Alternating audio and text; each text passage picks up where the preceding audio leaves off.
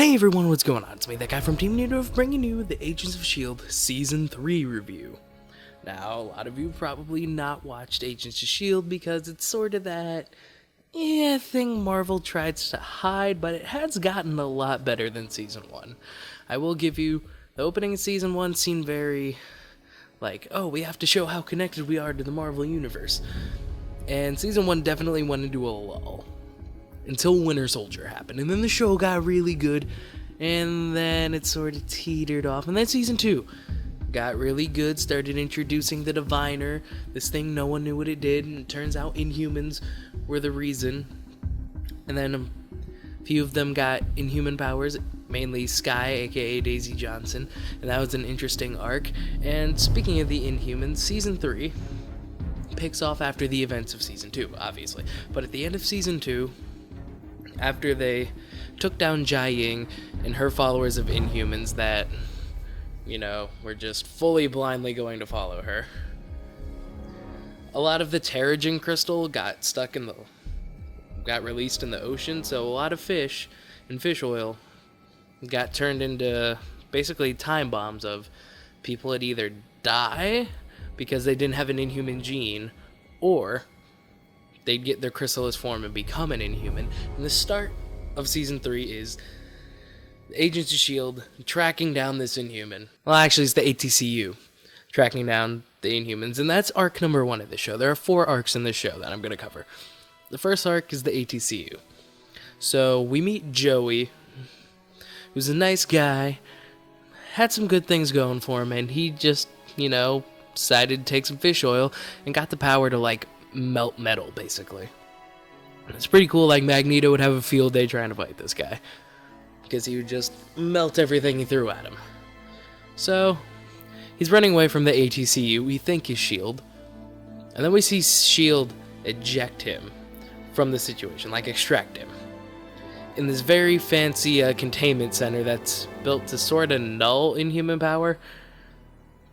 It's a hexagonal, room, has a bunch of hexagons in it that sort of somehow block Inhuman power. I forget the total explanation. And so, a lot of the first arc is them dealing with Inhumans they either formerly knew, or Inhumans that came about because of the Terrigen crystal. And along with the first arc of the ATCU is also Lash, because I feel he has his own arc in there as well.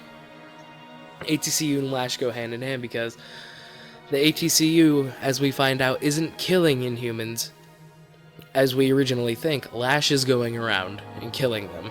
We don't know who Lash is, and I'm going to leave that out because I don't want to spoil much. There's going to be some mild spoilers, but nothing that would be too, oh my god, you asshole didn't ruin the series for us. Anyhow, they eventually have to deal with this Lash problem. This monster going around hunting Inhumans, killing them brutally, and it turns out he only wants to save the ones that are deemed worthy. And when we find out who he is, it's just a giant twist, because this sort of ties into the second arc, but it goes on longer. So, towards the end of Lash's initial arc, and the Hunting Ward arc, we get a clear definitive of who Lash is. And then Lash and Ward sort of go side by side. Not in the sense that they're working together, it's just their arcs go on for a while. So long story short, they end up containing Lash. And then we get to the full-on hunting Ward. Ward has hurt Coulson, has hurt the team, has hurt the ATCU, and he needs to be taken down.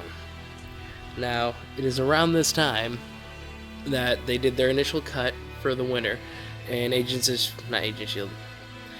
Carter happened.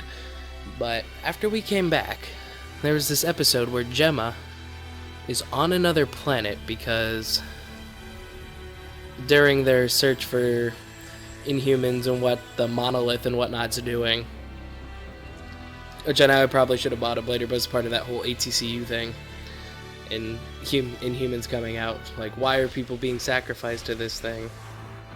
It ties into the third arc, which is Malik, which I'll get to in a second, but this is sort of what brings him into the fold, is when she eventually gets bought back from the other planet. And there's a whole series of Ward going there because he thinks he can be the new head of Hydra. And he acts very much like it so until Malik sends Ward over there, and then Coulson and Fitz follow him in there to save Gemma. And this is where things get a little hazy. So they save Gemma, they leave Ward on the planet, and there's this monster that forget the scientist's name, but he was there and he's explaining how this thing like keeps killing people and like taking their form. And that being is known as Hive. And I have Arc 3 down as Malik/Hive origin because very much they spend a lot of time on this planet sort of developing like this evil creature. Then we have Malik like pulling strings, being a pain in S.H.I.E.L.D's ass, and the shift sort of gets turned away from the Inhumans for a little bit. And then it's all, what Malik's wanting to do, what power can he get, how can he use these Inhumans to his advantage. And there's this whole thing of should they like get a sanctuary for the Inhumans, or should they just be left be? And there's a whole political thing there, and that's like a whole episode or two in itself.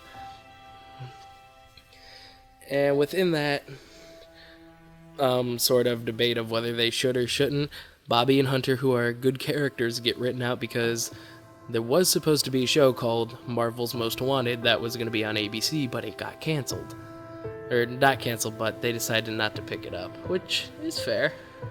Like, if you want to not do that show, fine. I mean, I get it's not going to be as good as like a Netflix show where you can go as dark as you want, but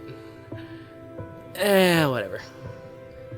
I mean, next season they are moving them over to 10 o'clock so they could quote-unquote be darker. I hope that means they're going to make them TV 14 so they could add some more of those PG-13 elements, because I was watching the finale and like I saw a person get shot and stabbed and there were like no holes whatsoever, but they reacted as they got like killed or something. And I was just like, you'll show like patches of blood on the vest, but you won't show like when the person got stabbed, there was no blood on the knife, but there were like clear blood things. Then when the guy got shot, he just sort of fell over and then started bleeding out. And I had a little bit of an issue with that. Moving on from the Hive Malik arc, which was a pretty solid arc. It dealt with a lot of the dealings of Hydra, how they've worshipped Hive, who they believe is Hydra's god. And he looks very much like Hydra's god, and it ties into the whole Hydra thing, because Hydra needs to be a fucking antithesis of S.H.I.E.L.D. And, just be a constant thorn in their side.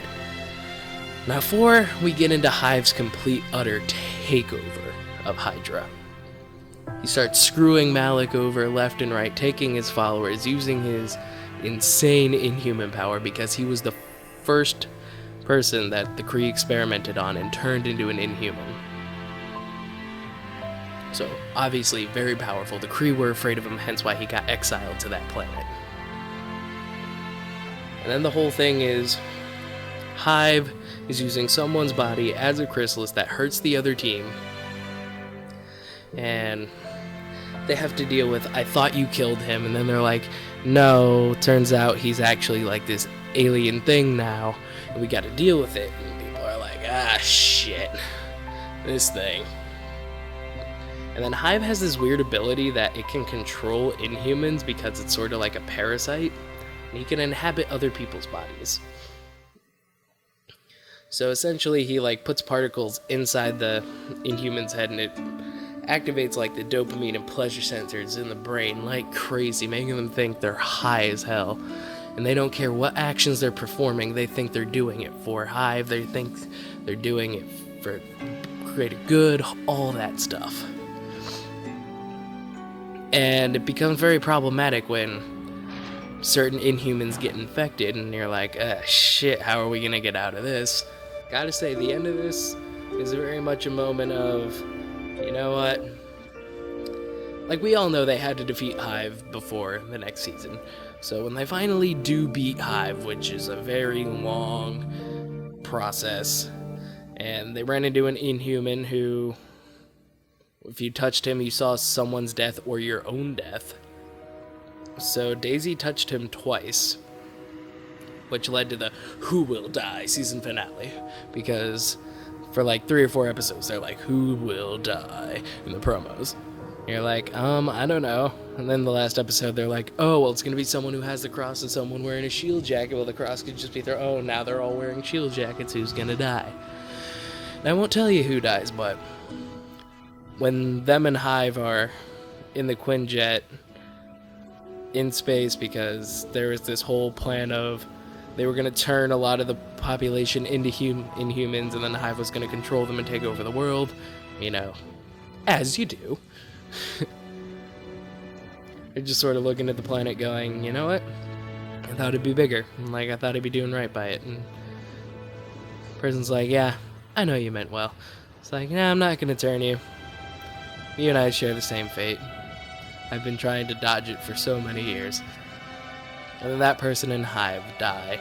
And then it fast forwards to 6 months later, where Daisy's sort of a fugitive. This happens after the Sokovia Accords, which they do briefly go over, where they wanted Inhumans to register, much like the comic, and they wanted to like assess their threat level, you know, see like how many megatons they're worth and all that. And it was sort of a loose tie-in, but they dealt with the, you know what, do you need to go through red tape, or do you want to fucking just act? And it does become a thorn in the side for some of the plans. They have to shield their way around it. I mean, the season did lull a bit in parts, but all in all, it was pretty solid. Daisy sort of got a little annoying, so did Lincoln. Like, Lincoln has cool powers, Daisy has cool powers. It's just their relationship and all that stuff sort of got annoying, sort of turned soapy, a lot like Arrow or Flash. Sort of got like a little too soapy, if you catch my drift. And like, I like the show, don't get me wrong. It's just some portions were a little, you could have wrote that better. The director could have gave better direction. I don't know. Anyhow, season 3 pretty solid. If you're gonna watch Agents of S.H.I.E.L.D, I have to say you have to power through season 1, because season 2 gets really good. And season 3, started season 3 for people who've only seen like season 1, they go, that's the same fucking show? Damn! They got a lot better. And that seems to be like the formula of S.H.I.E.L.D. They get better. They reference Civil War, they reference what happens in Hell's Kitchen in like a TV clip. So it's sort of connected. And then there's the whole recent comments of Chloe Bennett going, you know, Marvel likes to parade around like these are all connected, but never once has the movies referenced anything that's happened in any of the Netflix shows or anything that happened in Agents of S.H.I.E.L.D., despite the fact some of these events could have been Extinction level. So, I don't know.